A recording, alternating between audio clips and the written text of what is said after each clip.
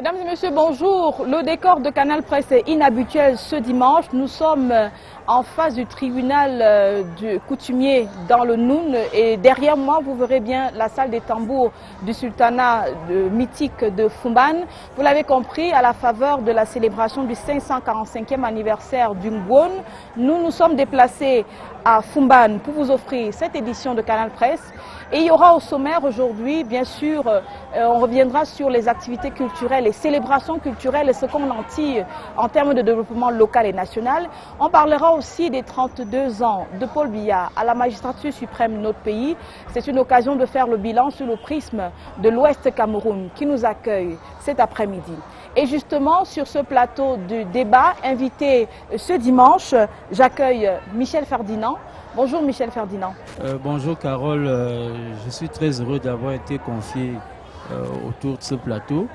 Vous êtes le chef de bureau ouest et nord-ouest du quotidien Mutation. Vous êtes en service à Bafoussam. Je suis en service à Et Bafoussam. nous avons appris avec vous cette semaine qu'il y a eu une grève à l'université de Tchan et Bamenda.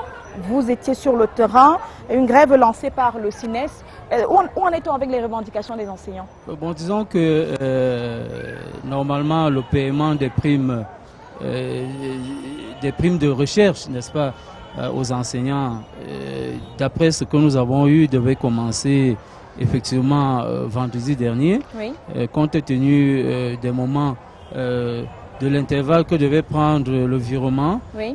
Maintenant, il faut pouvoir interroger les sources pour savoir si ces virements ont été effectifs pour ceux qui devaient se faire payer au niveau des guichets bancaires. Et on lira ça sûrement dans les prochaines éditions du quotidien Mutation. J'accueille également Joseph Olinga. Bonjour. Bonjour Carole et bonjour aux téléspectateurs de Canal International. C'est un plaisir de vous retrouver dans la région de l'Ouest où vous êtes en service depuis quelques semaines seulement. Et avec vous, je vais évoquer cette actualité qui a fait parler la presse quotidienne régionale, notamment ce don d'1 milliard de francs CFA octroyé par l'Union européenne à la disposition des communautés locales pour encourager le tourisme et le développement local donc à l'Ouest Cameroun. L'ambassadrice chef de délégation y était personnellement la semaine dernière et vous étiez avec elle. Pourquoi est-ce que, à votre avis, il y a ce regain d'intérêt pour la culture dans la région de l'Ouest? Peut-être qu'on est mieux servi que par soi. Vous me permettrez de préciser aussi qu'en termes de... on se rencontre dans deux activités. Vous êtes en déplacement pour l'Ouest, pour une émission que vous faites ici. Et puis, nous sommes au 545e anniversaire du Ngwon. Dans le même temps, le Messager aussi a fait le déplacement pour l'édition de ce jour à Bafoussam. Le journal Le Messager en ce moment est en train d'être produit à Bafoussam avec tout le personnel du Messager, en tout cas le personnel rédactionnel qui est en train de produire le journal Le Messager en ce moment à Bafoussam, juste pour préciser. Bon, ben, en ce qui concerne le regain d'intérêt, je pense que, de mon point de vue, de toutes les façons, il ne faut pas qu'on fasse dans la fine bouche. On sait que l'Union européenne, lorsqu'elle met de l'argent, c'est parce qu'il y a un apport. Il y a un premier apport qui est fait par les populations ou par la partie demanderesse. Oui. Et ce n'est donc pas une surprise aujourd'hui si des populations qui s'organisent, qui mettent ensemble des dynamiques, voient des projets réalisés. Je pense que ce que moi je retiens de ce projet-là et de tous les autres projets que j'ai pu constater depuis que je suis dans la région de l'Ouest, je pense que ça devrait être un exemple pour les autres régions de se mettre ensemble, de construire des projets de développement, parce que je pense, de mon point de vue, que la décentralisation dont on parle, on ne viendra pas l'offrir aux gens sur des plateaux. D'accord. Il faut que les gens montrent qu'ils sont impliqués déjà dans le processus de décentralisation pour que ceux qui sont censés prendre des décisions comprennent qu'ils peuvent s'autogérer. D'accord. Merci à vous d'être venu. Michel Eclador Péquois, bonjour. Bonjour Carole. Directeur de publication de l'hebdomadaire Ouest Echo. Merci d'avoir accepté notre invitation. Avec vous, je partage cette information qui nous vient de Douala, où les cargos sont désormais interdits de circuler. Vous connaissez très bien cette ville. Ces cargos sont très souvent impliqués dans des accidents mortels. Pour vous, la mesure est salutaire? Je crois que la mesure est peut-être pas salutaire, mais elle est nécessaire. Elle est nécessaire parce que, figurez-vous que le dernier accident en date qui s'est passé à PK10. Oui. Pour la petite histoire, comme par hasard, je l'ai vécu en direct parce que j'ai de la famille dans ce coin-là. J'étais en train d'aller rendre visite à ma petite sœur. Et puis j'ai vu cet accident en direct et je me suis dit de toutes les façons, le bilan ne m'a pas surpris. Oui. Bon, maintenant, il y a un souci qui se pose. Hein. Lorsqu'on interdit les cargos, qui sont quand même une solution bas de gamme pour le transport dans la grande ville de Douala, quelles sont les mesures de contournement qui ont été prises pour faciliter le déplacement des populations dans cette grande mégapole de Douala, parce que se déplacer à Douala aujourd'hui, c'est toute une gageure. Oui. Et les cargos étaient une solution. Malheureusement, c'était une solution qui a son revers, parce que les voitures qui transportent des gens, ces voitures qu'on appelle cargo, même si elles ont souvent des certificats de visite technique, on sait très bien que c'est pas tout à fait ça. Donc il faut essayer la municipalité, la grande municipalité de Douala, Oui. avec les pouvoirs publics, va pouvoir trouver une solution pour faciliter le déplacement des gens dans cette grande mégapole. C'est une bonne chose que les voitures qui ne sont pas en état de circuler, les tombeaux roulants, oui. que les tombeaux roulants qu'on mette fin à leur activité, mais qu'en plus quand même qu'on permette aux populations de se déplacer sainement dans cette grande ville qu'est Douala. Et combler aussi le déficit pour ceux qui vivaient de cette activité du cargo. Merci à vous d'être venu. Faustin Dikam, bonjour. Bonjour à tous les copanélistes, bonjour à Fumban. Directeur de publication de la Tribune d'Afrique, vous êtes l'un fils du terroir, vous nous accueillez donc ici chez vous, dans le Noun. On parle avec vous quand même d'une note de sport avec le renouvellement des organes dirigeants de la FECAFOOT. Le président sortant de la Ligue régionale de l'Ouest a vu son dossier rejeté au motif que la liste présentée par Joseph Feuteux ne comportait aucun délégué issu de l'Assemblée des ligues départementales de l'Ouest. Vous qui êtes, je sais que vous vous intéressez beaucoup aux questions sportives, c'est un coup dur pour Joseph Feuteux, n'est-ce pas? Bien sûr, c'est un coup dur, mais la loi est dure. Mais c'est la loi. Les tests sont clairs. Ces tests ont été validés récemment par l'instance fêtière internationale qu'est la FIFA. Et nous devons les respecter tout simplement. Alors si dans les tests, il est dit un certain nombre de choses, nous devons sereinement les respecter. Et donc c'est la porte ouverte à Samuel Wembe qui était le challenger. Naturellement, et puis Samuel Wembe n'est pas à nouveau venu dans le monde du sport. Nous l'avons connu comme président du Racing Club du Bafoussam, une mythique équipe de cette région. Nous l'avons connu comme responsable de la fédération à un certain niveau. Donc c'est quelqu'un qui retourne un peu à la maison. C'est un administrateur de la FECAFOOT, alors qui connaît aussi bien les tests que M. Feuteux. Donc je pense que c'est une très bonne chose. Il faut respecter les tests. On aura l'occasion de reçu tout cela puisque les activités ou bien le renouvellement de ces organes se poursuivent à la Fédération camerounaise de football. Mesdames et messieurs, je vous convie maintenant à regarder ce qu'il ne fallait pas manquer dans l'actualité de la semaine. C'est la revue de la presse qui est signée cette semaine de Arnaud Guéfac, que nous n'aurons malheureusement pas. Nous allons directement entrer dans le vif du sujet, nous signale la réalisation avec cette transition politique qui est floue et incertaine au Cameroun. C'est ce que plusieurs médias ont ressorti cette semaine à l'occasion de la célébration des 32 ans de pouvoir de Paul Biya. Messieurs, je vous suggère donc de sacrifier dans cette première partie d'émission au bilan. C'est presque déjà un rituel, mais pour une lecture locale se rapportant donc à la région qui nous accueille et où vous exercez pour la plupart.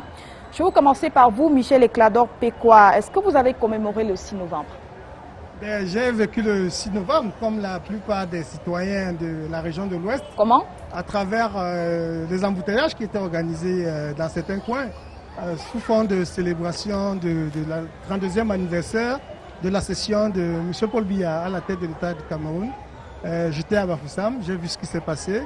Et j'ai aussi les échos à travers les correspondants du journal. Mais vous n'avez pas pris du temps vous-même pour y penser? Non, je dis que j'ai subi parce que j'étais en train de circuler et malheureusement on m'a obligé à faire un détour parce que la route était bloquée. Michel Ferdinand, est-ce que jeudi dernier c'était un jour particulier pour vous? Comme reporter, j'étais sur le terrain. J'étais sur le terrain à Bazou et à Tonga, qui sont deux arrondissements du département d'Indé. Et comme citoyen camerounais? Comme citoyen camerounais, en fait, j'y étais davantage comme reporter parce que comme citoyen, je ne sais en réalité pas ce que cette célébration nous apporte concrètement. Faustin Dikam, pourtant le président Paul Biya, c'est le président de tous les Camerounais, non le président seulement du Rassemblement démocratique du peuple camerounais? Bien sûr, c'est le président de tous les Camerounais, mais comme éditorialiste, je pense que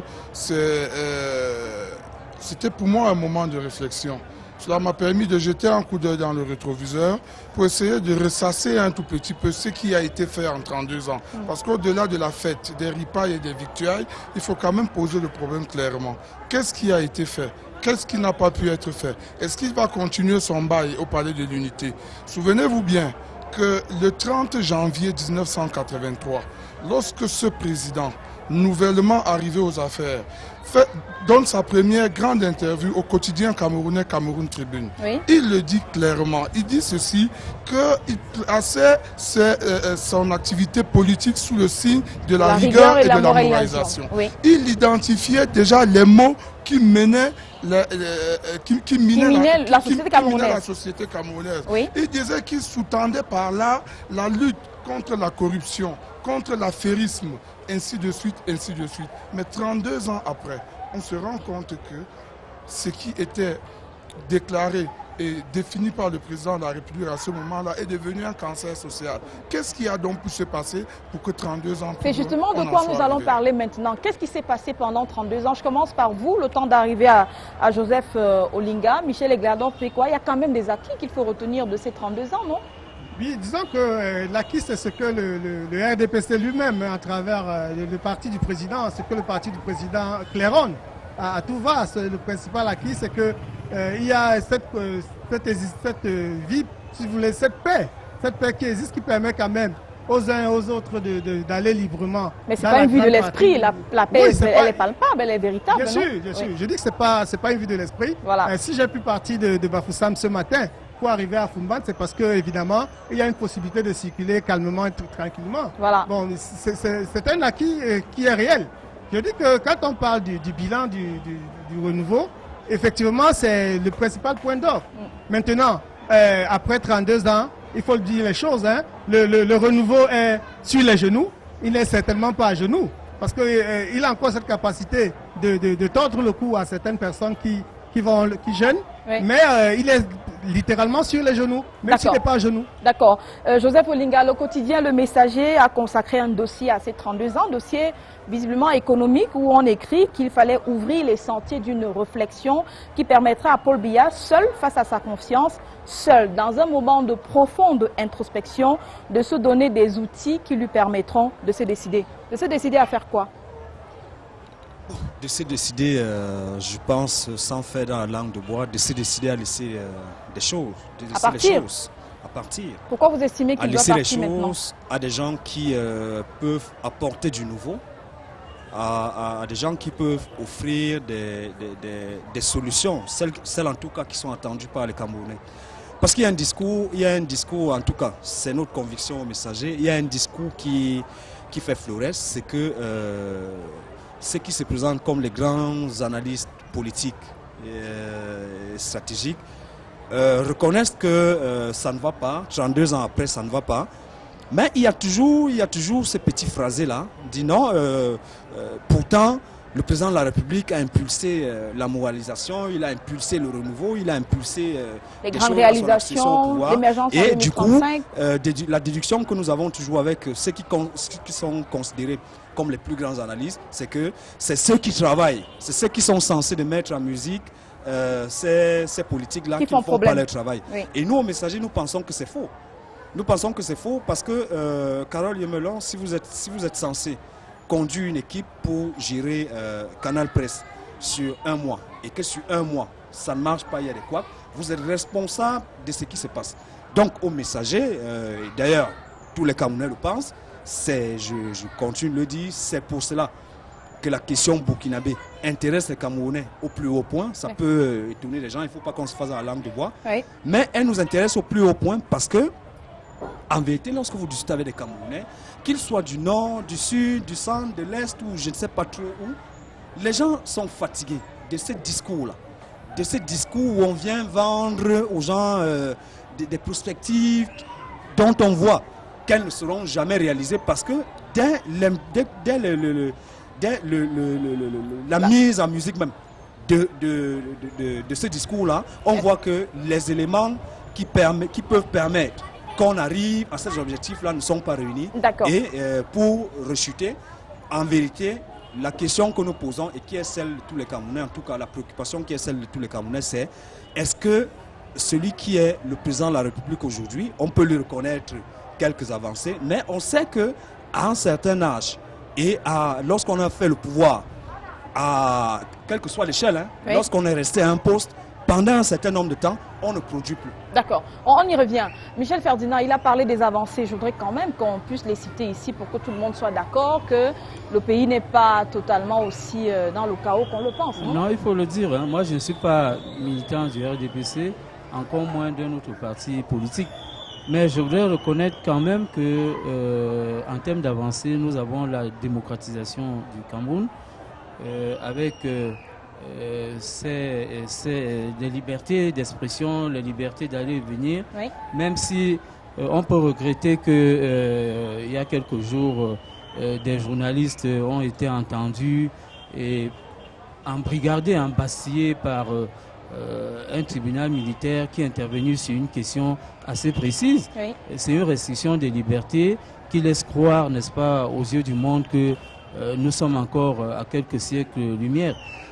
Et je voudrais dire, en termes d'avancée, la démocratisation, elle est là, nous la vivons, mais il nous manque encore ces ingrédients-là, hein, de départ, les ingrédients qui étaient à l'origine, n'est-ce pas, de ce que les gens ont pensé à atteindre, parce que nous avons enlevé, n'est-ce pas, à cette démocratie, des petites substances qui pouvaient la faire vivre concrètement.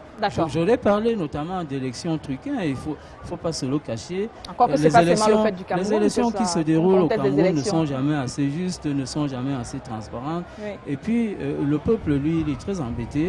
Et il faut à un certain moment que le modèle, hein, qu'on dit avoir été importé, que si on veut le mettre en œuvre, qu'on le mette en œuvre complètement, compte tenu, n'est-ce pas, de ce que les gens ont pensé au départ. D'accord. Alors, messieurs, dans le quotidien Cameroun Tribune de ce 6 novembre, Jules Hilaire Foka, qui est le président de la section RDPC MIFI-Centre, résume ainsi les 32 ans de règne de Paul Biya dans la région de l'Ouest. Je vais partager cela avec vous. Il dit que l'Ouest a bénéficié d'importants projets. Au syndicat, il a parlé de la santé, avec d'abord la rénovation de cet hôpital régional de Bafoussam, avec l'ouverture d'un centre d'imagerie médicalisée, équipé d'un scanner et l'ouverture d'un centre d'urgence. Est-ce qu'on peut dire que l'Ouest se porte bien, est en bonne santé avec Paul Biya? Non, il ne faut pas prendre les choses comme ça. Ça, c'est les déclarations d'un militant du RDPC, c'est tout à fait normal. Oui. Je crois qu'il faut poser le problème plus globalement. Comment ça? Le problème, ce n'est pas seulement au niveau de l'Ouest. Si nous disons qu'en 32 ans, le chef de l'État n'a rien fait, c'est que nous ne sommes pas honnêtes. Oui. Je crois que Michel Ferdinand l'a dit tout à l'heure. Oui. Il y a eu des avancées sur le plan démocratique. Il y a eu des avancées sur le plan des libertés publiques. Oui. Il y a eu des grosses avancées sur le plan de la paix et de la stabilité. Mais je suis en train de vous amener sur le champ structurel maintenant, qui intéresse les populations parce que cela impacte sur leur quotidien. Nous y arrivons, madame. Oui. Je veux simplement vous faire remarquer que sur le plan économique et social, il y a eu des problèmes.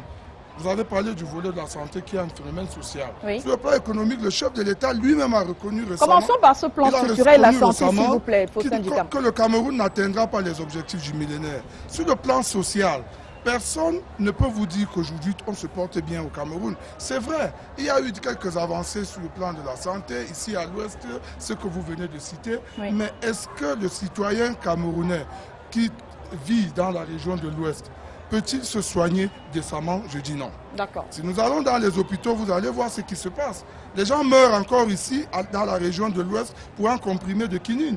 Donc il ne faut pas dire que oui, parce qu'on a construit des scanners. Est-ce que c'est tout le monde, c'est tous les Camerounais? Est-ce que ça répond aux besoins des populations, c'est ça? Est-ce que même si ça répond aux besoins des populations, toutes les populations ont-elles accès à ce scanner, par exemple?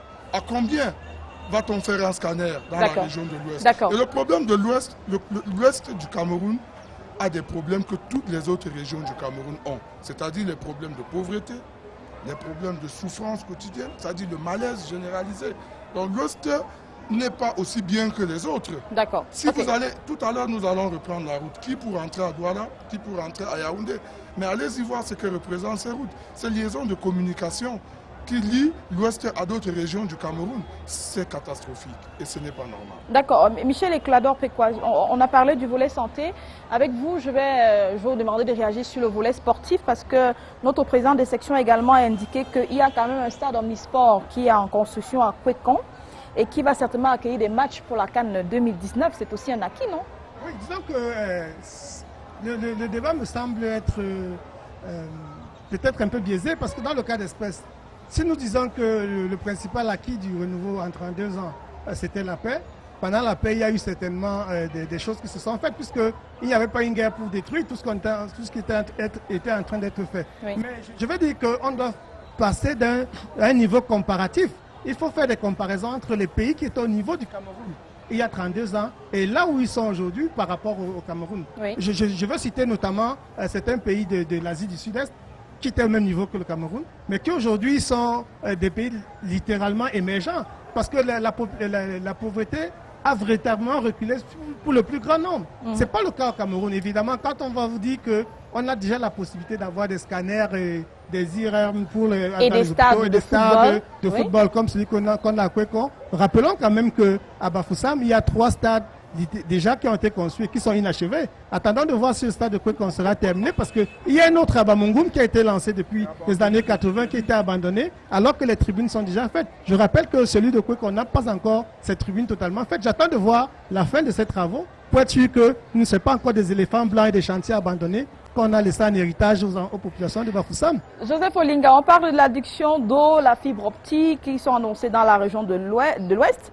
Une région qui est finalement en cours de connexion avec ses voies de transport qui sont pas mal du tout. Peut-être qu'il y a des choses à améliorer, mais au moins sur le plan, à l'échelle nationale, on ne dirait pas que vous êtes mal loti ici à l'Ouest. Je vous posais la question, vous êtes arrivé il y a quelques jours, lorsqu'on vous sert un verre d'eau dans un restaurant, la place ou je ne sais pas, dans une application. Vous avez le sentiment que c'est une eau qui est faite pour la consommation humaine? Là où je suis allée, oui, c'était bon. Vous avez le sentiment que lorsque vous entrez dans les quartiers, les gens ont accès à l'eau? Je pense qu'il faut qu'on s'arrête. Moi, je pense que la première des choses qu'il faut évacuer dans ce discours qu'on essaie de nous appliquer est le fait qu'on veut dire que ça ne marche pas, mais ça ne marche pas, c'est pas la faute de celui qui est le timonier, de celui qui est le capitaine. Il faut qu'on arrête cette histoire. Ça ne marche pas en termes d'adduction d'eau. Les Camerounais n'ont pas accès à l'eau. Les Camerounais n'ont pas accès à l'eau. Je vais prendre un exemple. Vous avez évoqué les projets de l'Union européenne. La semaine dernière, ça c'est peut-être pour saluer une telle initiative et peut-être que les autres en prennent graine. Des mairies, des communautés, en tout cas de la population des hauts plateaux, ont décidé de se mutualiser pour électrifier leur village. Parce qu'un conseil est clair, lorsque vous regardez les rapports qui sont donnés aux gens, on dit telle région du Cameroun est électrifiée. C'est complètement faux. En fait, il s'agit de poteaux électriques qui passent peut-être par hasard dans une localité, mais les populations elles-mêmes ne sont pas branchées. Donc les Camerounais ont besoin de boire de l'eau, ont besoin d'électricité, encore que cette eau qu'on ne leur sert même pas, n'est pas. D'accord. Je vous permets, on revient à vous tout de suite. Hein. Le temps de repartir vers Michel Ferdinand, on a parlé de ces infrastructures, mais je voudrais qu'on rentre sur le Noun maintenant, qui nous accueille aujourd'hui. Quelle place est-ce que ce département occupe dans la région et dans le cœur du président de la République, dont nous sommes en train de discuter du bilan aujourd'hui? À votre avis? J'aurais dit que le Noun occupe, comme le disent les politiciens, une place de choix. Je le dis en connaissance de cause parce que lorsque le président Amadou Ahidjo démissionne en 1982, la première sortie de Yaoundé se fait à Fumban, oui, où le président de la République sortant vient à la rencontre du sultan Djimolu Sédou à l'époque, le père de l'actuel sultan, oui, où ils ont échangé avant qu'ils ne reprennent la route pour Yaoundé. Oui. Et quand nous regardons, quand nous observons, quand nous avons lu l'histoire, n'est-ce pas, du sultan actuel, hein, qui à l'époque était ambassadeur en Égypte. Et ensuite ministre. Ministre par la suite, mais aujourd'hui sénateur. Il faut savoir ce qu'il a fait revenir au Cameroun. C'est parce que le sultan Djimolu Sédou, son père, est allé rencontrer son ami Ahidjo pour lui dire que mon fils, il ne peut pas continuer à rester à l'extérieur, il faut qu'il soit proche de nous. Et on l'a ramené au Cameroun à l'époque pour qu'il devienne par la suite ministre de la République. D'accord. Et quand vous avez entendu parler de la visite de la dernière, je pense, du président Paul Biya à l'Ouest. Il est allé à la rencontre du sultan actuel qui a pris les rênes en 1992. D'accord. C'est dire la place qu'occupe le sultanat Bamoun, n'est-ce pas, au niveau de la République. D'accord. Faustin Dikam, est-ce que ces relations bilatérales entre le président de la République et le sultan sont ressenties ou sont vécues en termes d'investissement par les populations locales du Noun? Est-ce que ça se ressent? Est-ce que ça impacte sur leur quotidien? Est-ce qu'ils en profitent? Est-ce qu'ils en tirent quelque chose? Oui, disons qu'on ne peut pas dire oui, tout comme on ne peut pas dire non. On dit quoi alors? Sauf qu'ici, il y a que l'amitié personnelle du sultan avec le chef de l'État est ressentie ici. Bon, mais sur le plan politique, ça se ressent même très mal ici, parce que vous savez qu'il y a un fils du terroir ici, qui est un chef de parti d'opposition. Ce qui fait que chaque fois que le sultan pose un acte, on le caricature. On pense que c'est parce qu'il est militant du RDPC, sénateur, membre du bureau politique du RDPC et ami personnel du chef de l'État qui est en fonction, qui pose cet acte. Ce qui crée d'énormes divergences et d'énormes divisions au sein des populations ici. Mais sur le plan du développement, le Noun a bénéficié de quelques acquis, mais pas parce que le chef de l'État est un ami du sultan ou bien parce que le sultan est un militant du RDPC, mais parce que à un moment donné, les programmes politiques et économiques du renouveau permettaient que chaque département puisse bénéficier de quoi que ce soit. Donc, mais Foumban reste cette ville qui a son unique entrée principale, qui a ses rues caillassées, qui manque de poubelles parce que toute la ville est une poubelle, qui manque un peu de tout, comme d'ailleurs partout.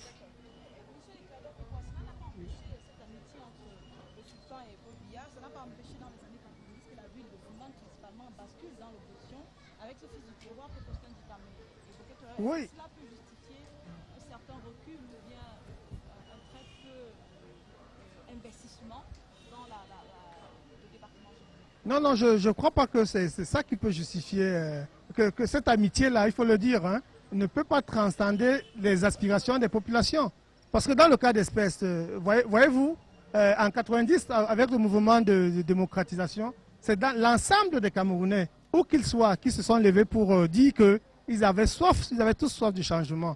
À Foumban comme ailleurs, il y a eu cette volonté de changement qui s'est matérialisée, vous vous en souvenez, par l'incendie du tribunal de Foumban, par l'incendie de la mairie même, parce qu'il y a beaucoup de fils du Noun qui n'ont plus de registre d'acte de naissance à cause des dégâts de cette époque-là. Et puis, je crois que les gens voulaient envoyer un message fort au pouvoir central, au président de la République, et qui a su camper, qui a su jouer de la résistance, qui est un très bon timonier, et qui est là aujourd'hui. Mais il faut aussi dire que l'amitié entre le sultan actuel et le chef de l'État a traversé des étapes et des épreuves. Vous souvenez-vous, Faustin Dikam ne me démentira pas, le sultan actuel était opposé à la modification de la Constitution en 2008. Il a dit dans une interview dans le journal L'Action, le journal du RDPC, dont il est membre du bureau politique, et ça a refroidi les relations entre le sultan actuel et le président de la République. Je crois que c'est avec l'avènement des élections sénatoriales que de nouveau le contact, le courant a commencé à repasser très bien entre les deux personnes.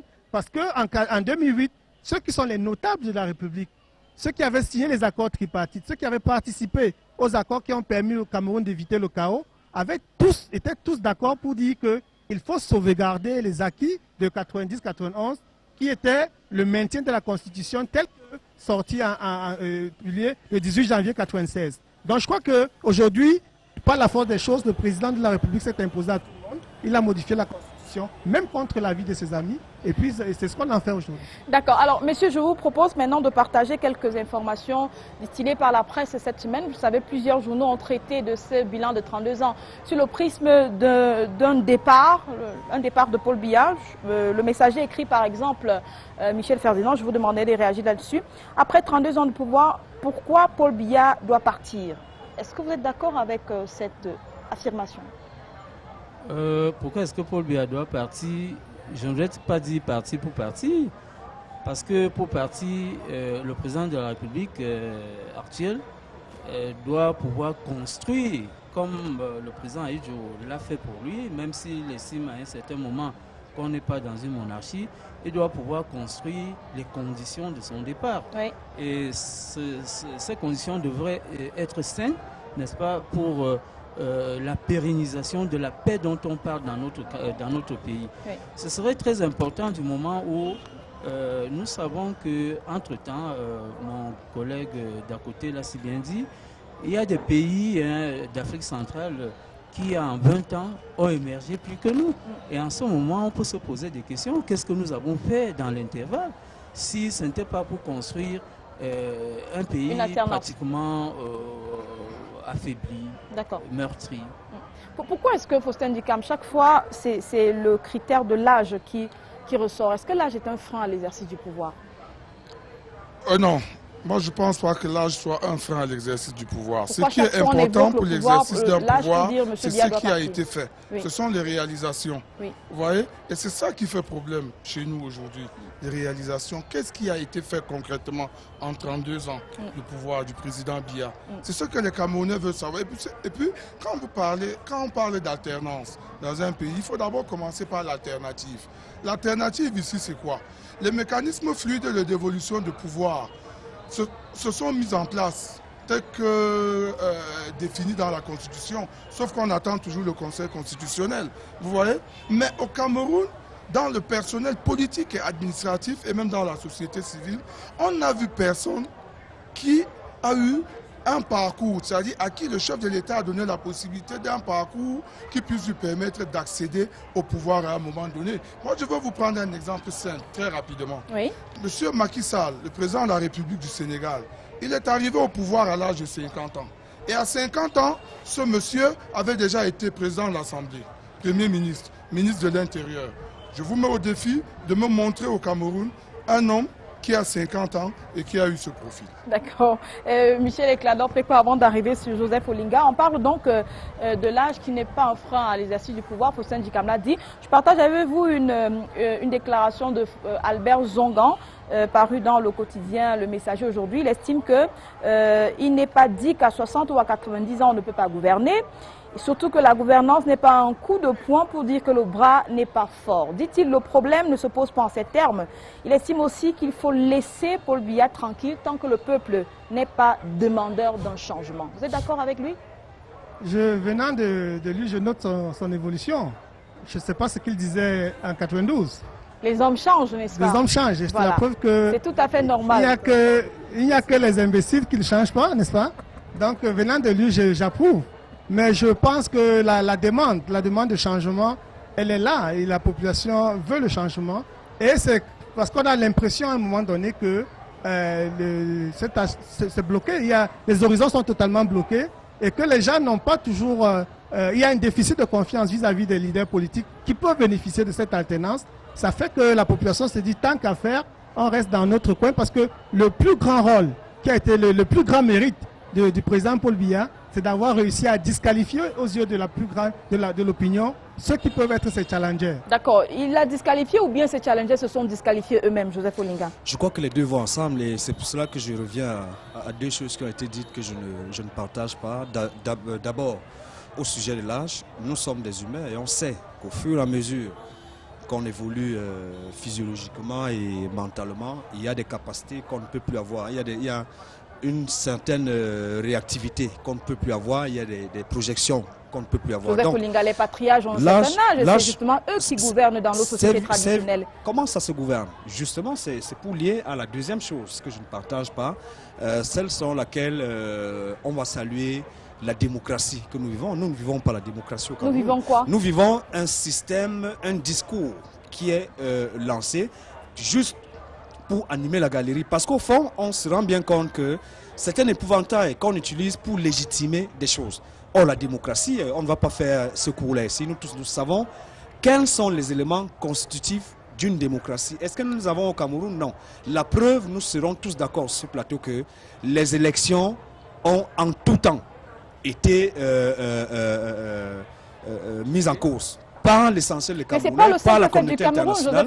Nous sommes d'accord aussi que... Cela se passe aussi ailleurs et leur gouvernement n'est pas contredit comme le nôtre. Pourquoi le nôtre est donc contredit? Parce que ces éléments, pas ça l'élément. Justement parce que ces éléments-là ne sont pas là, n'existent pas dans ce que nous appelons pompeusement chez nous la démocratie. La démocratie chez nous, s'il faut la définir du point de vue camerounais, c'est qu'on a permis à un certain nombre de personnes de créer des associations qui se définissent comme des associations à but politique, mais à des associations, en fait, dans le même temps, on n'a pas créé le cadre, mis les éléments pour que le cadre qui permet que cette démocratie-là, cette pluralité-là se manifeste et se dise que cette pluralité-là s'exerce effectivement. Aujourd'hui, on continue à voir dans notre pays, d'ailleurs, la preuve par 9, combien de Camerounais aujourd'hui, si vous dites à des Camerounais, ce n'est pas pour les appeler à ne pas le faire, les encourager à ne pas le faire, mais à combien de Camerounais vous allez rencontrer dans la rue aujourd'hui sont prêts à aller s'inscrire aux listes électorales? Mais ils s'inscrivent. C'est des éléments qui s'inscrivent. Il y a combien de Camerounais? Puisqu'il y a un scrutin qui se tient avec une liste, la dernière. Qui se tient avec une liste de 5 millions d'habitants sur 22 millions d'habitants. Pourquoi les autres ne vont pas s'inscrire? Et encore, il a été démontré pendant les élections que les 5 millions pompeusement annoncés, en vérité, sont un chiffre qu'on a voulu honorable. Parce que ces gens-là, dans les faits, on avait des morts, on avait des gens qui étaient morts il y a 5 ans, on avait des gens qui ne se sont jamais inscrits, on avait des gens qui avaient 5 ans à eux seuls. Je pense que ça ne marche pas et il faut qu'on continue, je dis, il faut qu'on arrête de dire que nous sommes dans un État démocratique parce que nous n'en sommes pas dans un État démocratique. Et à ce que Michel Eklador disait tout à l'heure, l'absence de guerre ne signifie pas que nous sommes dans un pays de paix. Lorsque vous discutez avec les Camerounais, arrêtons de faire comme si, dès que nous nous asseyons devant des caméras, vraiment il y a un discours policier que nous devons tenir. C'est les réalités des Camerounais que nous devons dire aux gens. Et les réalités des Camerounais, c'est qu'en vérité, il n'y a pas beaucoup de Camerounais qui sont contents de la façon dont les choses sont gérées, de la façon dont on les gère au quotidien. D'accord. Merci Joseph Olinga. Est-ce que vous aussi, Michel Ferdinand, vous avez fait un travail du terrain, vous vous rendez compte qu'il y a une désaffection qui monte et qui n'ose pas être exprimée? Parce que lorsqu'on voit les résultats des élections et tout le reste, ce n'est pas le cas. Même si vous allez nous dire que cela ne reflète pas la réalité, nous ne sommes pas le seul pays où il peut y avoir des dysfonctionnements dans le système électoral, non? Nous disons ça avance, hein, mais ça avance à pas lent. Peut-être pas au rythme que vous vouliez, mais ça avance. Pas au rythme voulu, pas par moi, mais par le peuple. Oui. Je ne parle pas au nom du peuple, mais je suis un observateur averti qui de temps en temps, n'est-ce pas, peut partager une certaine opinion avec une frange du peuple.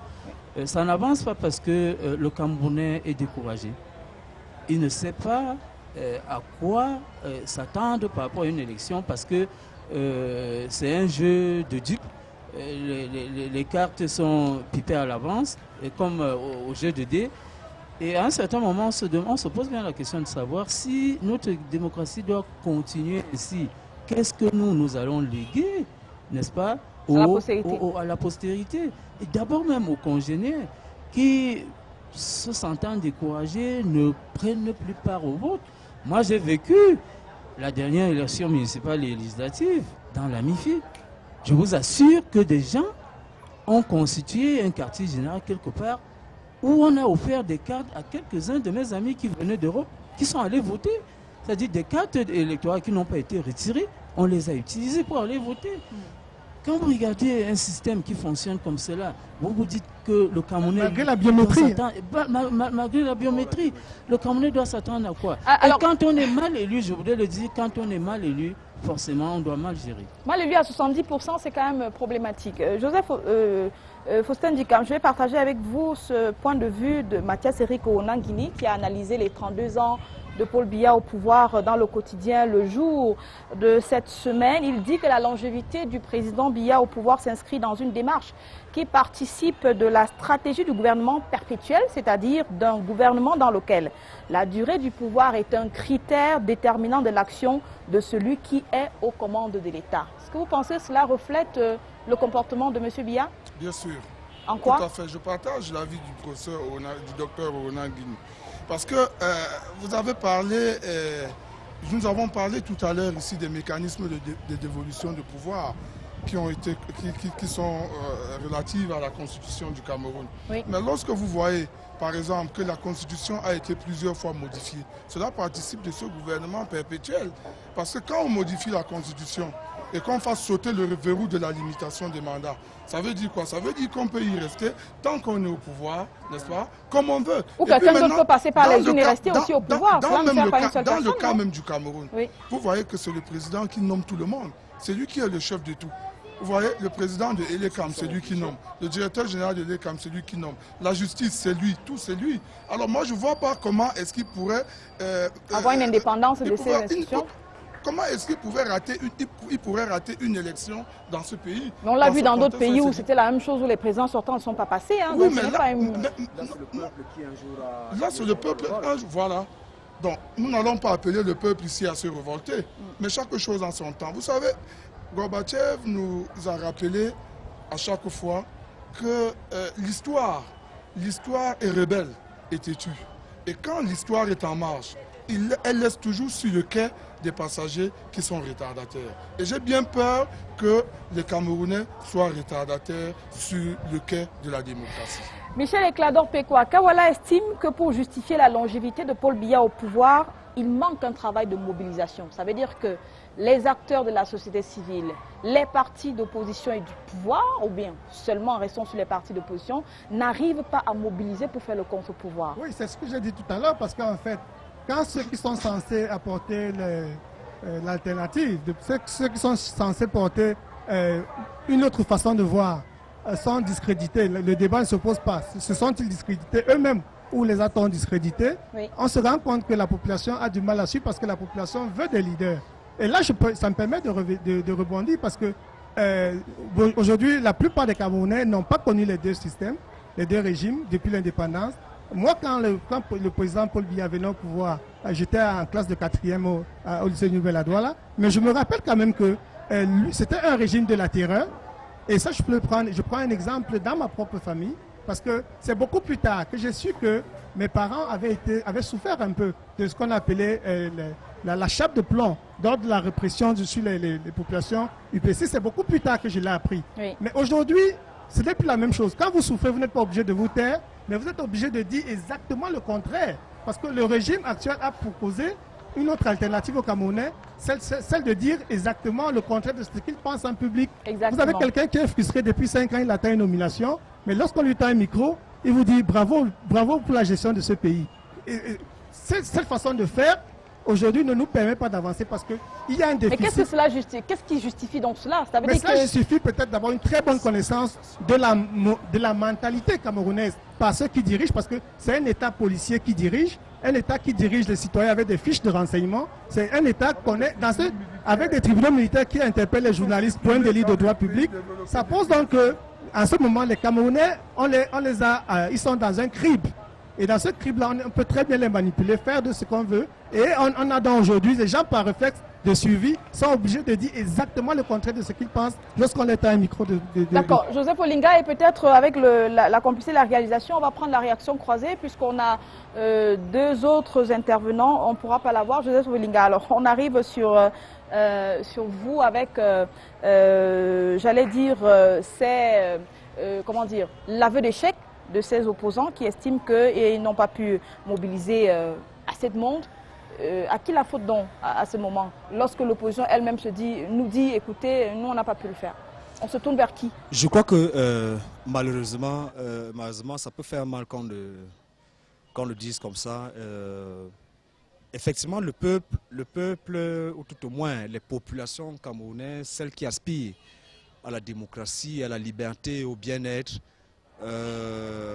sont dans cette situation parce qu'elles entrevoient une autre solution ou d'autres solutions. Oui. Parce que justement, on constate que d'une part, il y a des gens qui se sont présentés comme des leaders d'opposition et qui du jour au lendemain se sont avérés être des partenaires indéfectibles du pouvoir qu'ils sont censés combattre. Ou bien combattre.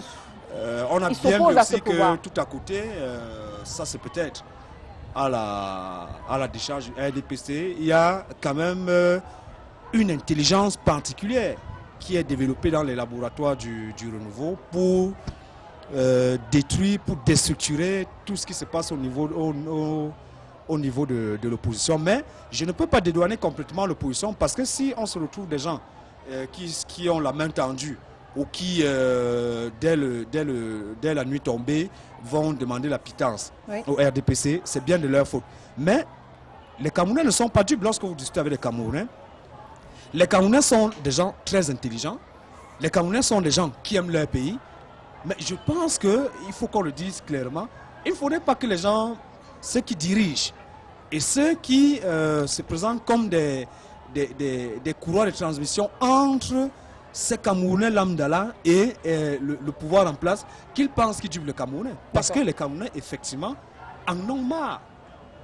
La preuve, je reviens à cette preuve, remarquez chaque fois qu'on parle d'une alternance, quelque part ailleurs, vous voyez comment le débat suscite un intérêt extraordinaire chez les Camerounais. Je vous suggère justement de sortir de ce sujet avec cette alternance qui s'est produite donc au Burkina Faso sous forme de crise, qui a été beaucoup commentée par la presse camerounaise et des hommes politiques camerounais. D'abord, je partage avec vous la réflexion de Hubert Bonondiana, qui est un militant du RDPC, qui estime que, au regard de la situation au Burkina Faso, un homme sage doit savoir se préparer pour partir à temps. Michel Ekladop, quoi? À qui est-ce qu'il s'adresse? Je crois qu'il fait partie des rares frustrés du RDPC qui ont choisi de ne pas utiliser la langue de bois. Il s'adresse à son président parce que Hubert Bonondiana, je l'ai connu comme dirigeant du Rassemblement démocratique du peuple camerounais. Il était le secrétaire général adjoint dans les années 90, au moment où ça bouillonnait.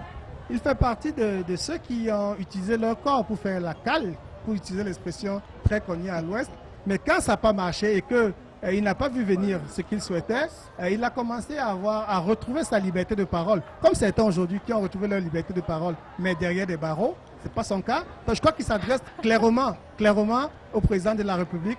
Il est temps que M. Biya se prépare à partir et pour qu'il puisse éviter au Cameroun le désarroi qu'on voit ailleurs. Faustin Djikam, je poursuis dans la réflexion de Hubert Bonondiana qui dit que dans le cas du Cameroun, c'est plutôt, on n'a pas besoin forcément de cela, mais plutôt de la stricte applicabilité de la Constitution, que le peuple, c'est pour la stricte applicabilité de la Constitution, que le peuple devra se battre.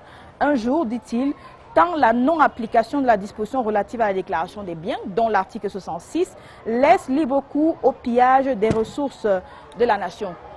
En un mot, ça veut dire Paul Biya, non, il n'est pas coupable, c'est son entourage qui pille le bien et donc qui doit rendre des comptes au peuple. Non, on ne peut pas dire que Paul Biya n'est pas coupable.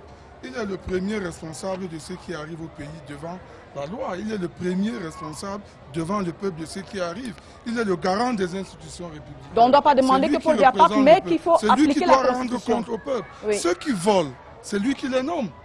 Alors, donc, quand il a nommé quelqu'un qui vole l'argent de tout le monde et le prend pour lui seul, c'est lui qui doit répondre devant le peuple. Donc au Cameroun, l'urgence... Du pourquoi et du comment de la nomination d'un tel individu. L'urgence, c'est donc quoi? C'est que le peuple marche pour demander une application de l'article 66 de la Constitution. Le peuple n'a pas nécessairement besoin le peuple n'a pas besoin nécessairement de marcher. Mais que le peuple on peut le faire dans la paix et dans la tranquillité, mais fermement. Faire savoir au président de la République et à tout son gouvernement que désormais nous devons appliquer à la lettre la Constitution que nous nous sommes donnée. Qu'est-ce que vous mettez dans fermement? Comment est-ce qu'on va s'y prendre? Oui, mais comment on va s'y prendre? Comment? Nous avons des institutions qui sont là. Et puis le peuple est la plus grande des institutions qui soit. Si le peuple décide aujourd'hui que désormais ça va marcher, il va décider comment on aller dans les rues, Faustin Djikam. Oui, mais même si on va dans la rue, on ne va pas toujours dans la rue pour casser ou brûler. Ok, merci. N'est-ce pas? D'accord. Alors, il y a des revendications qui sont des revendications pacifiques. Carole, je permets de relancer quand même parce que si le peuple aujourd'hui, on appelle le peuple aujourd'hui à revendiquer l'application de la Constitution, l'article 66, oui. On aurait pu aussi l'appeler pour demander la modification de l'article 6.2 qui limitait le mandat. Oui. Donc si on n'a pas pu marcher, effectivement, les gens ont interprété les marches de février 2008 comme étant des marches pour empêcher le tripatouillage de la Constitution. Oui. Aujourd'hui, c'est ça, il me semble que... C'est seulement 6.2, l'article 6.2, alors qu'on aurait pu toucher d'autres articles de la Constitution. Ça serait assez, si vous voulez, c'est assez mystérieux que cette même population marche aujourd'hui avec plus de on a parlé de 200 morts à l'époque. Et combien de morts faudrait-il pour que les gens comprennent que la Constitution d'un pays est sacrée? Michel Ferdinand, sur cette question. Sur la question, la théorie de l'insurrectionnel, moi je ne l'adopte pas du tout, parce que c'est facile d'amener le peuple dans la rue, c'est très difficile de le contenir en même temps. Nous avons au niveau du Cameroun des mécanismes de dévolution du pouvoir qui devraient être respectés. Le problème qui se pose aujourd'hui, c'est qu'il y a un flou qui est entretenu autour, n'est-ce pas, des différentes dispositions. Il faudrait, pour des questions de transparence politique, que le leader qui conduit aujourd'hui le Cameroun, qui est le président de la République pour bien, qu'il prenne sur lui de mettre sur pied toutes les institutions qui ont été créées par la Constitution du 18 janvier 1996. Et en ce moment, on n'aura plus de lisibilité, n'est-ce pas, sur le champ politique. D'accord. Joseph Olinga, je partage avec vous cette assertion du professeur Aboya Manassé, toujours sur la crise burkinabé. Il tire 3 leçons. Et la troisième leçon dit ceci: la longévité au pouvoir qui jalonne aussi bien la misère des populations que la confiscation des perspectives de développement des États est une bombe à retardement qui finit toujours par exploser. Est-ce que cette troisième leçon peut s'appliquer au Cameroun? Effectivement, je pense qu'elle peut s'appliquer. On a beau faire dans le dilatoire, dans la langue de bois, mais il se trouve que si on va d'une analyse simple, lorsque les gens sont frustrés, forcément, moi je ne suis pas partisan de cette démarche qui dit il faut que le président de la République et ceux qui nous gouvernent prennent leurs responsabilités parce que vraiment on n'est pas d'accord avec telle ou telle méthode. Vous savez, ici sur ces plateaux nous sommes d'accord. Ce n'est pas notre rôle de dire aux gens ce qu'ils ont à faire pour que la loi soit rétablie. Mais on a vu des schémas. On a vu des schémas ailleurs. Ce que nous faisons, c'est que nous attirons l'attention de ceux qui sont les tenants du pouvoir en ce moment. Qui regardent aussi les mêmes examiner schémas, les schémas tout autour de nous. Oui. Et les Camerounais ont beau aimer leur pays, mais un homme qui a faim, il n'est pas contrôlable. Et les Camerounais ont faim. D'ailleurs, on fait tout pour que les Camerounais aient faim. D'accord. Et dès qu'on continue à entretenir la famine, c'est-à-dire que nous sommes arrivés au stade où vous pouvez produire, mais on vous refuse le bénéfice de la production que vous avez faite. Vous pouvez avoir la compétence, vouloir mettre votre compétence au service de la communauté. On vous fait le procès. On vous fait le procès d'oser vouloir mettre votre compétence à la disposition de la communauté. D'accord. On vous fait le procès de penser que vous pouvez venir travailler dans un environnement où tout le monde fait du dilatoire, où personne ne veut travailler, où tout le monde pense à faire un bénéfice personnel. Dès que vous voulez faire ce travail-là, on vous fait un très grand procès et ça devient dangereux lorsqu'on arrive à ce stade-là. Je voudrais revenir, n'est-ce pas, au bilan au niveau de la région de l'Ouest pour dire que s'il y a eu des avancées, il y a eu aussi de gros retards. Vous savez, il y a la communication entre une ville et l'extérieur. C'est soit l'aéroport, soit le port, hein, quand on a accès à l'eau. Hein. Quand vous êtes à Bafoussam, ça fait pratiquement une décennie que j'y suis comme responsable de mutation. J'ai vu à peine 4 vols, survoler, 4 avions survoler le ciel de Bafoussam. Mais est-ce qu'il y a la demande pour un aéroport, ou est-ce qu'il y a le besoin? Pour un aéroport de Bafoussam qui a été ouvert dans les années 86, qui a consommé le budget de l'État et qui est inopérationnel, il y a des questions qu'il faut se poser. On peut croire qu'entre Bafoussam, le chef-lieu de la région de l'Ouest, et les autres chefs-lieux du département, on roule sur du macadam. Il faut voir la qualité du macadam. En même temps qu'il faut interroger actuellement la voirie urbaine à Bafoussam. Elle est désastreuse. Et moi, je suis né à Bafoussam, j'ai grandi avant d'aller ailleurs. Quand je reviens à Bafoussam aujourd'hui, je pleure. C'est tout parce comme que moi. ce qui y avait à Bafoussam à l'époque, ce qui était à Bafoussam à l'époque, il n'y en a plus. Voilà. Et les hommes politiques peuvent se targuer de pouvoir contrôler une parcelle de pouvoir. Ils ne servent vraiment pas le peuple. Parce que servir le peuple, c'est trouver des transformations. Il faut transformer son environnement. Il doit se sentir mieux à l'aise qu'hier. D'accord. Messieurs, je vous permets, je vous propose de sortir de ce premier sujet avec peut-être des leçons qu'on va tirer sous le prisme du thème qui était retenu cette année. Je commence par vous, Michel Eclador-Péquois. Le thème retenu pour la célébration des 32 ans, c'était tous derrière le président Paul Biya dans la bataille contre l'insécurité pour la sauvegarde de l'intégrité territoriale, la préservation de la paix et la consolidation de l'unité nationale. En clair, il faut qu'on soutienne notre président dans tout ce qui menace l'insécurité dans notre pays. C'est la preuve de ce que nous disions depuis bientôt une demi-heure. Dans le cas d'espèce, le renouveau ne nous fait plus rêver. Le renouveau n'a pas une vision, comme il a cité en 83 sa première interview. Aujourd'hui, le programme du renouveau, c'est de résister. Pour prendre l'exemple d'une équipe, c'est comme une équipe de football qui mène 2-0 et il reste 5 minutes à jouer. Tout le monde replie à la défense. C'est exactement ce que le renouveau fait. Le renouveau joue sur le temps pour résister. Il n'y a pas une vision de construction pour le Cameroun, pour les Camerounais. L'essentiel a été fait. On est au pouvoir. Maintenant, on doit rester. Donc, tout ce qu'on trouve, moi j'ai suivi les 32 ans, partout où c'est passé dans tout le pays, on l'a vu dans les médias, nos correspondants qui étaient sur les places nous ont rendu compte qu'il n'y a pas de perspective pour les Camerounais autre chose que de dire qu'il faut être derrière le président Paul Biya contre Boko Haram. Boko Haram n'est pas tabou sur ce panel, je le suppose.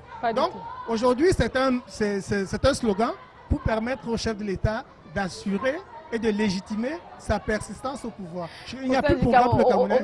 Son équipe mène 2-0 et on est en train de jouer contre la montre. Peut-être 32-0 plutôt. Au-delà de ce que c'est un slogan, c'est quand même une réalité dans l'insécurité au Cameroun. Donc il faut qu'on soutienne le président dans cette perspective-là, Hossein Dikam. Oui, bien sûr, le soutien à un chef d'État qui est le garant des institutions de la République pour lutter pour la survie de l'intégrité territoriale du Cameroun est une affaire de tous.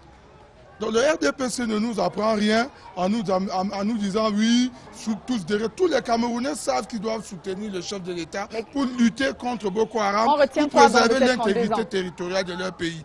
Le véritable problème ici, c'est que le RDPC et son président savent très bien que désormais ils ont la montre et le peuple a le temps. C'est ça le véritable problème. C'est ce que Michel essayait de dire ici tout à l'heure. Le peuple a le temps et eux ils ont la montre. Et ça va très vite. Et vous savez, la vie ne s'arrête pas seulement à la vitesse des aiguilles d'une montre. C'est ça le véritable problème. Michel Ferdinand, on sort de là avec quoi de ces 32 ans? Qu'est-ce que vous retenez? Les 32 ans, c'est un bilan mitigé, hein? Oui. Globalement mitigé, parce que pour dédouaner le renouveau, on peut quand même revisiter l'histoire pour comprendre qu'en 84, il y a eu coup d'État, ce qui a semblé tentative de coup d'État, et qui a peut-être ralenti les élans, n'est-ce pas, du président de la République dans le schéma qu'il projetait pour le Cameroun. Et au sorti de cette tentative de coup d'État, nous avons eu la crise économique qui a commencé en fin des années 80 pour qu'on arrive à un ajustement qui nous a été imposé malgré tout par les institutions. Ce sont des facteurs qui nous sont externes. Et que nous subissons. Que nous subissons. Mais entre-temps, le peuple est resté affamé. Parce que si aujourd'hui on vous dit que sur 10 ans, un Camerounais sur 4 a vécu par jour avec 700 francs, vous comprenez qu'avec les pays qui sont autour de nous, on est encore très loin du schéma de l'idéal. Merci beaucoup. On termine avec vous, Joseph Olinga, sur ce bilan. On sort avec quoi de ces 32 ans? Non, de ces 32 ans, en une minute, s'il vous plaît. Je retiens que ceux qui prônent justement le discours qui est vendu depuis quelques décennies est justement un discours défaitiste et assez dangereux. On a remarqué que nous sommes partis du RDPC et du renouveau, qui était la trame de fond du discours qui était vendu aux Camerounais. Aujourd'hui, le discours porte sur un homme. Nous ne sommes plus dans la logique du RDPC en tant que foyer idéologique, en tant qu'association qui promet quelque chose. Nous faisons l'apologie d'un homme. En fait, tout le monde, vous allez remarquer, la majorité des gens, et d'aucuns l'assument d'ailleurs, ne sont pas des RDPCistes, sont devenus des biaïstes. Mais c'est cet homme qui est comptable. Parce qu'en vérité, on a constaté que le parti, ce parti n'a jamais existé. C'est un homme. Non, il n'a jamais existé. Le parti existe, le parti est structuré. Il n'a jamais existé, si vous permettez que je le dise. Il n'a jamais existé parce que le RDPC existe. Je vous mets au défi. Il y a des cadres supposés ou réels du RDPC qui nous écoutent en ce moment.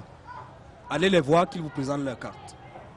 Demandez-leur quel est le RDPC appartient à quel courant politique. Ils ne vous diront pas. Mais les gens vous diront Paul Biya encore 100 ans. il y a peu de militants. Si vous prenez 100 militants de RDPC, je peux faire ça. Il y a peu de militants, mais on ne peut pas dire que ça n'existe pas, s'il vous plaît. Je voudrais dire, Carole, du RDPC, en 30 secondes. à quel courant politique le RDPC appartient, Carole, quel est combien il faut cotiser par an, quel est le livre blanc du RDPC. Les gens ne le savent pas. Les gens savent le seul discours qui a été vendu à l'intérieur du RDPC et qu'on vend à tous les Camerounais maintenant, c'est qu'il faut soutenir le président Paul Biya. D'accord, mais monsieur, je voulais sortir de là en 30 secondes, oui, sans vouloir blanchir le renouveau. Si c'est 30 ans après qu'on peut mettre en œuvre des projets structurants, il y a quand même un adage chez nous qui dit qu'il vaut mieux tard que jamais. Voilà. Merci, merci monsieur. Mais alors, c'est des dettes que nous allons rembourser. C'est vrai, c'est dangereux, mais pour notre développement, pour le développement du Cameroun, on en a besoin. On en a besoin. Avec de l'argent prêté. On en a besoin pour le développement de notre pays, pour l'épanouissement de tous. S'il vous plaît, monsieur. Alors, on va parler d'une autre célébration au menu de cette édition de Canal Presse en direct de Foumban. Je vous l'ai dit en début, c'est la 545e édition du Ngwon, la plus grande manifestation culturelle du peuple Bamoun. Je commence avec vous, Faustin Dikam. C'est quoi le Ngwon? Le Ngwon, c'est la plus grande manifestation culturelle et traditionnelle du peuple Bamoun. 620 ans d'âge. C'est une société secrète? C'est un instrument de musique ou alors c'est une grande fête? C'était une société C'est quoi exactement secrète. Oui. Vous savez, pour le premier roi de la dynastie, il faut savoir que la dynastie Bamoun a été créée en 1394 par le roi Charien. Et au départ, le Ngwon était justement, comme vous l'avez dit, une société secrète. Mais il a voulu dans le temps évoluer pour que cela devienne une grande manifestation, la plus grande manifestation culturelle et traditionnelle d'un peuple qui se donne à voir. Mais un moment aussi de réflexion et d'introspection de ce peuple pour l'avenir. Et c'est pour cela qu'à sa 525e édition, nous étions en 1929, lorsque le colonisateur français a interdit cette manifestation. Le colonisateur français... En 1924. En 1924, c'était la 529e édition. Donc pendant 34 ans, on a suspendu, on a supprimé le Ngwon. Sous le prétexte, le colonisateur pensait que le roi s'enrichissait énormément. Mais le prétexte, c'était en fait que c'était une fête qui se passait au même moment que le 14 juillet. Parce qu'à l'époque, c'était un juillet. Donc, c'est en 1993. Et maintenant, ça se passe en même temps que le 6 novembre. Oui, non. Ça devait être en décembre. Ça devait être en décembre de chaque année. Oui, ça devait. Normalement, c'est en décembre de chaque année. Depuis la reprise en 93. Oui. Il faut d'abord savoir que le prédécesseur de l'actuel roi, le 18e roi, le roi Djimolu Sédou, a organisé cette manifestation 4 fois seulement. Oui. Et c'est le sultan actuel, le 19e, qui règne sur la dynastie charienne, qui a trouvé bon de relancer cet événement culturel depuis 1993. Voilà et c'est devenu une biennale. Voilà pour le rappel historique. C'est aussi devenu une fête commerciale, non, Michel Ferdinand? C'est ce que nous avons tous constaté. Moi, je suis arrivé sur le site du Ngwon, qui est pour moi un site formidable, parce qu'il sortait de l'autre site qui est la cour du palais royal ou de la tribune de fête où nous sommes. Et qui était un peu étroite. En ce moment, qui était un peu étroite. J'ai trouvé un site adapté à une célébration grande comme le Ngwon, en même temps que j'ai trouvé que ce site manquait d'originalité. Parce que quand vous êtes là au niveau de ce site, vous l'avez constaté, hein, Carole, tout est en chapiteau et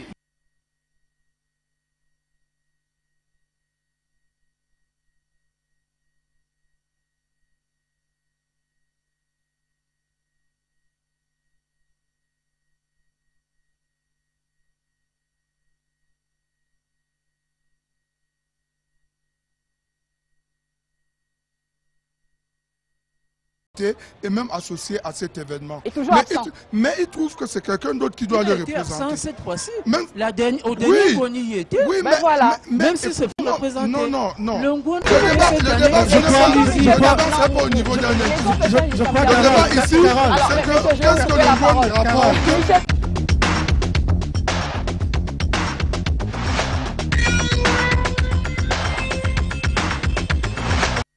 La parole, Michel Clador, vous avez la parole maintenant. Je reviens à vous tout de suite. Le problème qui se pose entre le pouvoir séculier traditionnel Bamoun et le pouvoir moderne, un peu, c'est par la mairie. oui, sera justement la résolution de ce problème. Ce sera la pierre angulaire de la construction d'un tourisme de masse à Foumban. oui. Figurez-vous que le tourisme aujourd'hui représente 12% du PIB mondial. C'est-à-dire que ça constitue énormément une source de création de richesse. Oui. Et ce qui s'est passé avec l'Office régional de tourisme de l'Ouest, c'est que ça s'appuie à la fois sur les structures traditionnelles qui sont un foyer d'événements, de festivals, et puis il y a aussi les mairies, oui, notamment les CVIC. Oui. Donc il sera difficile que le peuple bamoun n'aille pas au-delà de la petite querelle qu'on voit en ce moment entre le pouvoir séculier traditionnel et le pouvoir séculier moderne représenté par la mairie. Parce que c'est la clé du développement du tourisme à Foumban. Et encore, il faut aussi le préciser, en ce moment-ci, et Faustin Djikam peut-être va répondre là-dessus, le Ngwen devait être annuel. Pourquoi est-ce qu'il est biannuel? Pourquoi est-ce qu'on doit le faire après tant d'années? Parce qu'on en fait un événement qui n'est pas pour un tourisme de masse, c'est les élites. Si on doit venir à un Ngwen, où on a 6 ou 7 ministres qui ont étalé leur cortège, parce que nous on a garé loin pour être ici, c'est pas normal. Il faut faire en sorte que le tourisme soit vécu par la population la plus faible. Et non pas par les élites qui sont déjà concernées. Il faut syndicam. Et puis je reviens à vous, Michel Ferdinand. Je crois que ceux qui sont en charge de l'organisation du Ngwen nous écoutent en ce moment sur ce plateau, oui, et prennent cela en compte. C'est que Michel Ecladope pourquoi vient de dire. Mais cela n'enlève en rien le fait que le Ngwen doit rester un catalyseur de développement. Mais le Ngwen ne l'est pas, c'est le constat qu'on est en train de faire. Pourquoi il ne l'est pas? Justement, il y a beaucoup d'argent qui sont générés à travers l'organisation du Ngwen. Et le peuple, justement, est étonné de voir qu'au sortir de chaque Ngwen, il n'y a rien qui prouve exactement qu'ils ont donné de leur argent et que les gens sont venus, des étrangers sont arrivés et ils ont mis de leur bien ici. Moi, je rêve de voir un jour un pont, un point d'eau, un foyer culturel. Vous voyez, vous parlez d'une zone touristique, vous parlez de la plus grande manifestation culturelle et traditionnelle, mais Foumban souffre cruellement d'un manque d'un foyer culturel digne de ce nom. Vous n'avez pas dit ça ici. Je crois que le Ngwen peut réfléchir à amener tout le monde à évoluer dans ce sens-là, comme étant la plus grande manifestation touristique, culturelle en Afrique aussi. C'est bien compris. Michel Ferdinand, on y va. Merci beaucoup, Carole. Il faut dire que Faustin a abordé un pan de ma préoccupation.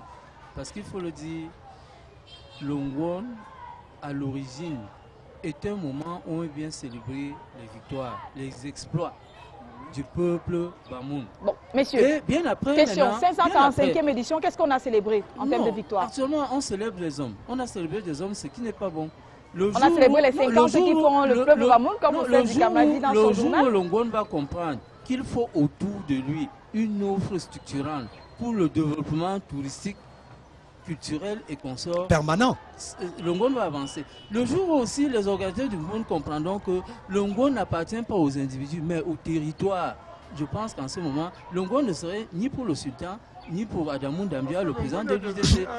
Le jour où ils comprendront cela, que le Ngwen est un instrument pour le territoire, je pense qu'on aura avancé. D'accord. Alors, monsieur, on sort cette question. Il nous reste 10 minutes. Nous faisons signe de la réalisation. Je commence par vous, Michel Ecladope-Péquois.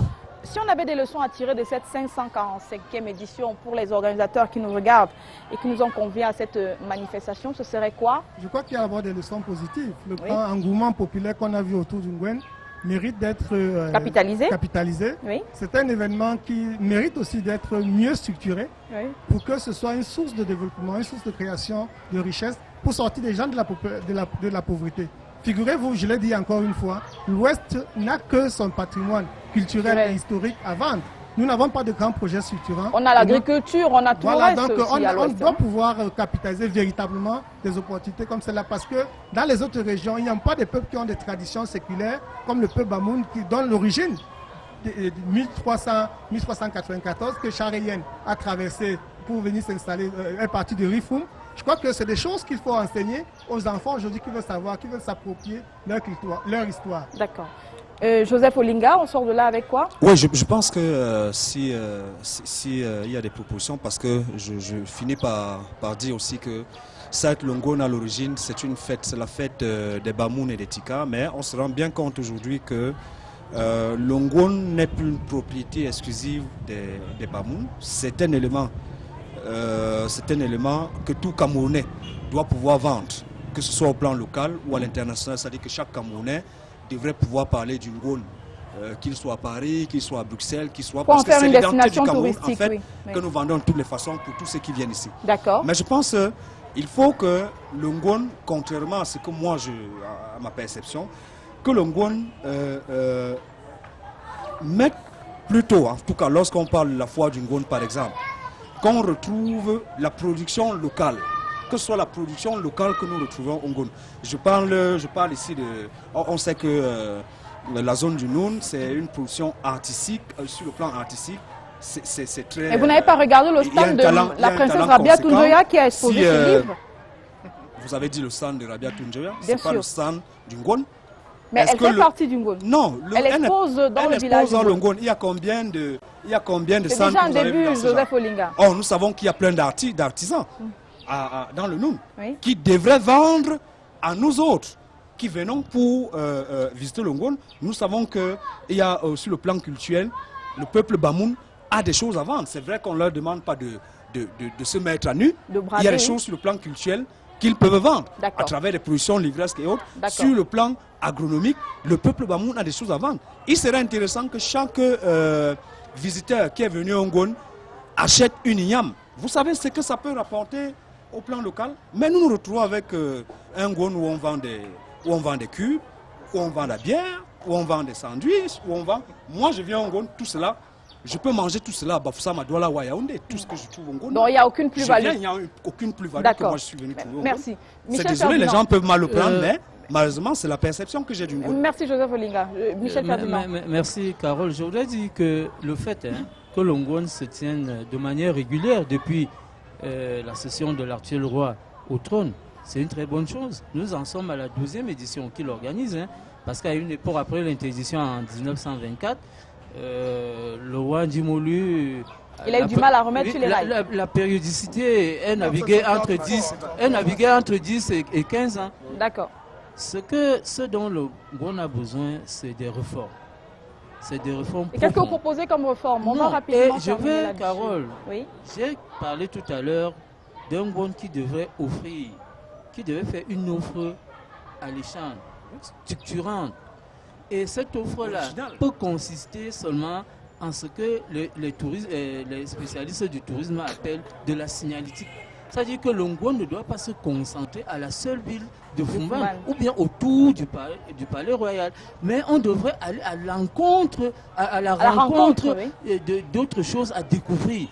Et je voulais, pour finir, Carole, emprunter au professeur Jean Ribeiro, qui à l'époque parlait de la juridiction administrative en France, qui a dit ceci: si la juridiction administrative en France a pu survivre, ce n'est pas par le fait d'une tradition, c'est parce qu'aux conditions qui ont justifié sa création, se sont substituées pour justifier son maintien d'autres créations que cette juridiction a pu créer. Il faut innover. C'est ce que je voulais dire. Merci. On termine avec vous, Faustin Ndika. Oui, Ferdinand l'a dit. Il y a lieu de féliciter le sultan d'avoir pérennisé cette manifestation culturelle et traditionnelle.